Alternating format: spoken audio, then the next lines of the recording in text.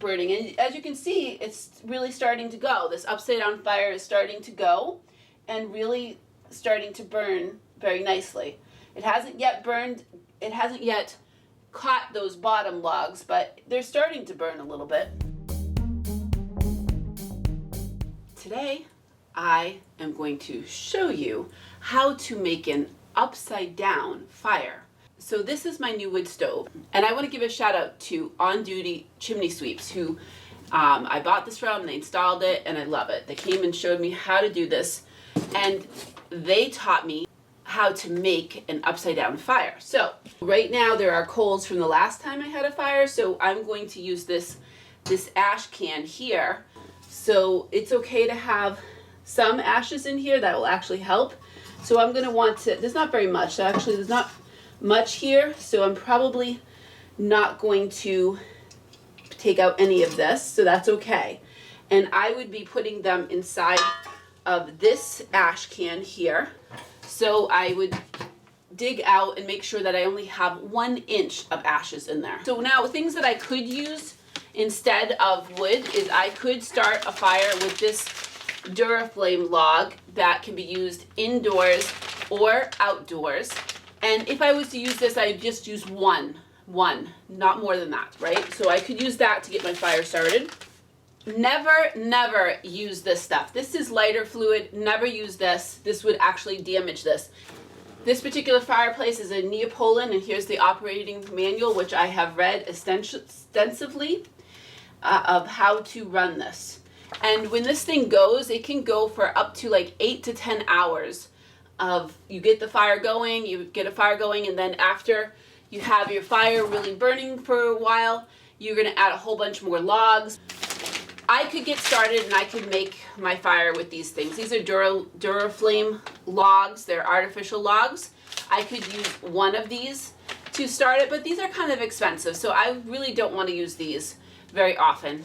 Sometimes I use them if I'm in a rush, if I don't have a lot of time, I might use this. But if I have some time, I'm going to make myself an upside down fire. So how do I make an upside down fire? So we're going to start with the big pieces of wood first, and I'm going to take these big pieces of wood and I'm going to place them in here.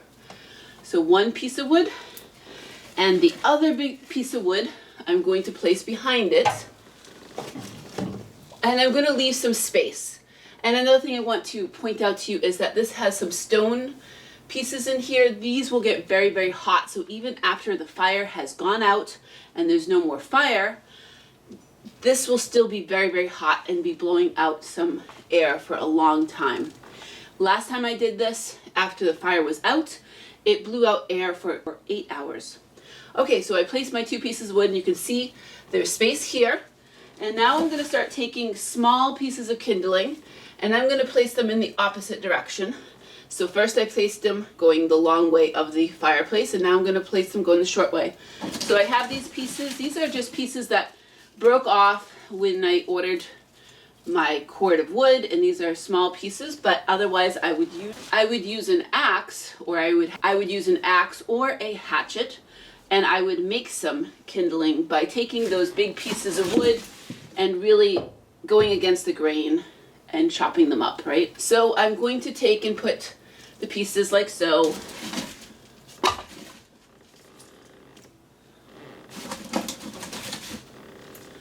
So that's my first layer, and then I'm going to take, these are some longer pieces, they're going to go the long way of the fire, and I'm going to lay them across and make the second layer. I have watched a video on YouTube, and they said 4 levels is ideal, so let's see what we can fit in here. Alright, there's my second layer, and now I'm going to make a third layer. Put this piece on, this piece on, and this piece on, and now I'm going to go for layer number 4. And now I have 4 layers for this upside down fire, and I have taken some newspaper. What I did, it's actually better to use newspaper that's really black and white mostly, as opposed to this. Why? Why do you ask? Because this does not burn as hot as black and white paper. So I took the paper, and how I did that, how I made this, and I'll tell you why I did this, is, so I took the paper, and I kind of just folded it, and folded it, and folded it, and folded it, like so.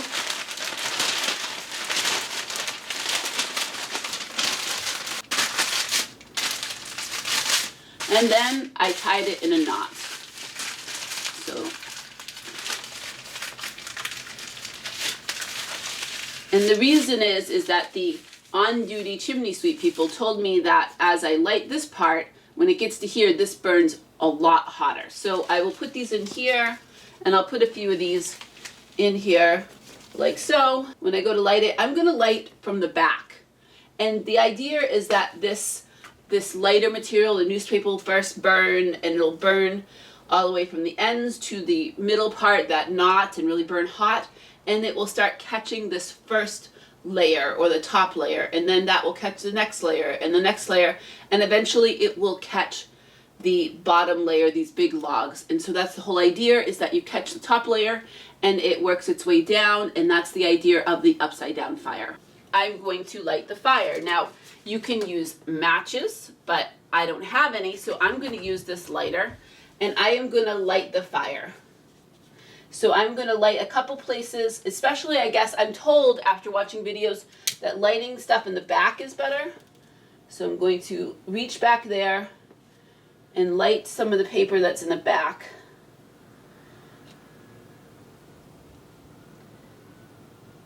And the idea is that the top stuff is going to get going, and it's going to really burn down and light the bigger stuff. That's the idea of this. So I am going to close the door, but I'm going to leave it open a 1/2 inch, and I'll be able to see what's happening. I will be able to see what's happening because there's a glass door there. And I'm going to use this little mouse door stop to make sure that it stays shut and just a 1/2 inch open. Now I do want to show you, actually, there is a fan. There's actually a knob here to turn the fan on. So if you hear that click, that's off. I'm going to turn it on to about halfway. And the fan turns on when it gets really hot, okay? So it's not going to turn on right now. So it has this little button here to stop the fan, so that way that smoke does not blow into your room. So I am going to then close it up and leave it open just an inch. And I'm going to leave it open just an inch for about 30 minutes. So 30 minutes is until we're almost at 9:30, so I'll be leaving it there until 10 o'clock. Also, this is a draft. This is all the way open over here. Now, again, I will leave this open just for 1/2 hour until we get to 10 o'clock to leave it all the way open to get a lot of air in. So I'm letting air in here, and I'm letting in air in here, but only 1/2 hour, because if I do that for too long, this fire will get too hot and it could actually damage the fireplace. So after that, I'm going to move it somewhere in the middle. And once a good fire gets going and I have some coals, I'll be putting in a lot more wood. When you get firewood, you buy it by a cord, which a cord looks like this. And I believe it's like 4 feet tall. Once you stack it all, you get it, a big truck.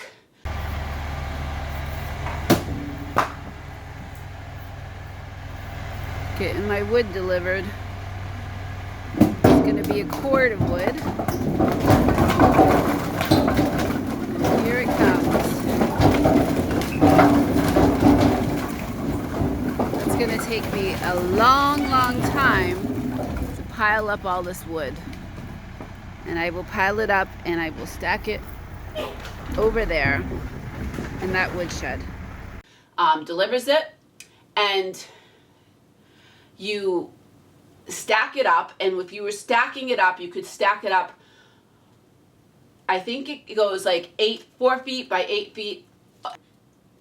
Okay, Google, how much wood is in a cord of wood? 1 quart is equal to 957.507 liquid gallons. Okay, Google, how much does a cord of wood measure? 128 cubic feet. On the website evansvillegov.org, they say firewood is sold by a measurement called a cord. A cord must equal 128 cubic feet. Okay, 128 cubic feet, which I believe is something like 4 feet by 4 feet by 4 feet.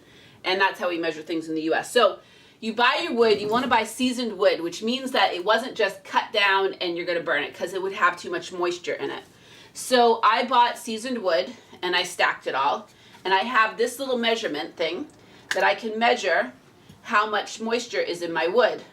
So it's got these little sharp things it has these little protective things so I don't poke myself. And so I can measure the wood. I'll turn it on and I'll press the button. And once it comes on, I will poke it into, not this part, but I'll poke it into the part where you can see the grain, and 9% moisture. So it needs to be under 20%, under 20% moisture. And again, this is 9%. Here it is.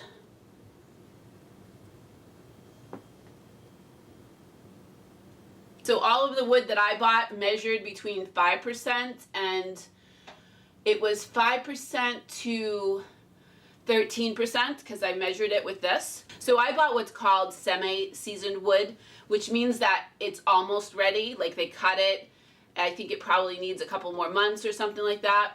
Okay, Google, what does semi-seasoned wood mean? On the website hartmanhill.com, they say, we freshly split our semi-seasoned firewood from logs that have been drying for a minimum of 6 months. People also sometimes ask me, what happens if wood is not seasoned? Do you want to hear the answer? Yes. On the website extension.unh.edu, they say, wood burned inside the home should always be dry and seasoned for at least 6 to 12 months. Wood burns most efficiently when the moisture content is at 20% or less. Damp wood burns at a cooler temperature, resulting in incomplete combustion, more smoke, and dangerous creosote buildup in the chimney. Okay, so basically the critosol, which is like the stuff that's going to come out of this stuff, if the wood is not seasoned, the wood will give off this critosol, which would get on the glass, but it would also get into the chimney and could cause a chimney fire, which is very dangerous. And it also doesn't burn as efficiently. So this particular wood stove, I believe, burns at 73% efficiency. Apparently, if it was at 76, I would have got a tax credit, but oh well. Now, when this burns down and there's coals, I'm going to then open it up, and I'm going to open it slowly so that way all the smoke doesn't come in. And I'm going to put on these fire protection gloves, and I would take more logs, and I would load in more logs once it's burning. And as you can see, it's really starting to go. This upside down fire is starting to go and really starting to burn very nicely. It hasn't yet caught those bottom logs, but they're starting to burn a little bit. So that is an upside down fire, and I'm hoping to use this to heat my house this winter. Normally I use home heating oil, which is made out of diesel fuel, but this is what I'm hoping to use for the most part to heat my home this year, as the price of oil has gone up and the price of wood is pretty low. Plus it's really beautiful. I think you would agree this is beautiful. I can see the fire through this beautiful glass door and be able to really enjoy it, and I'll feel nice and cozy.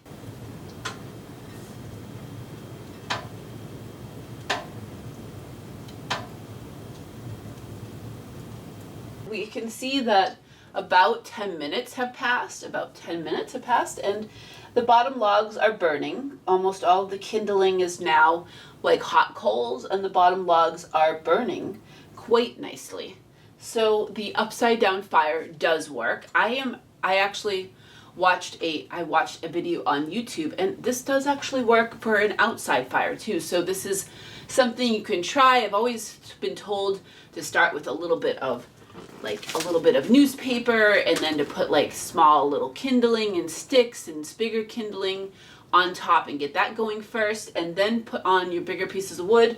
But this is turning that upside down and putting the big pieces on the bottom, and then the kindling, and then the newspaper on top. So just a different idea, but it's much easier than I've always had a hard time, and that's why I would buy these lovely Dura logs, because all you have to do is put this on the bottom of the fireplace and light this paper, and voila, then you add your bigger wood on top, and this burns like usually like 2 to 3 hours for this. But again, these are like $4 a log, so I don't really want to do this. The cost of a cord of wood cost me, I think it was like $350 for the cord of wood. So much cheaper than if I was to buy these all the time and get my wood started. The cost would be going up and I wouldn't really be saving money. So we'll come back at 10 o'clock in about 15 minutes and look at what this looks like. I think at that point, it will be time to add some additional logs on top of this nicely burning fire.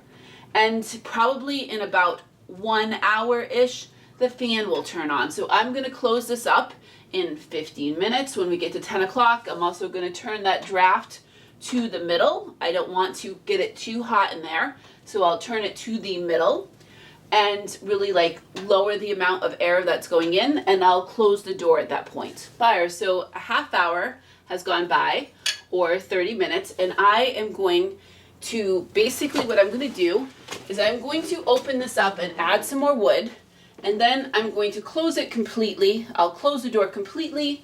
I will close up the draft a bit more, or bring it to the middle.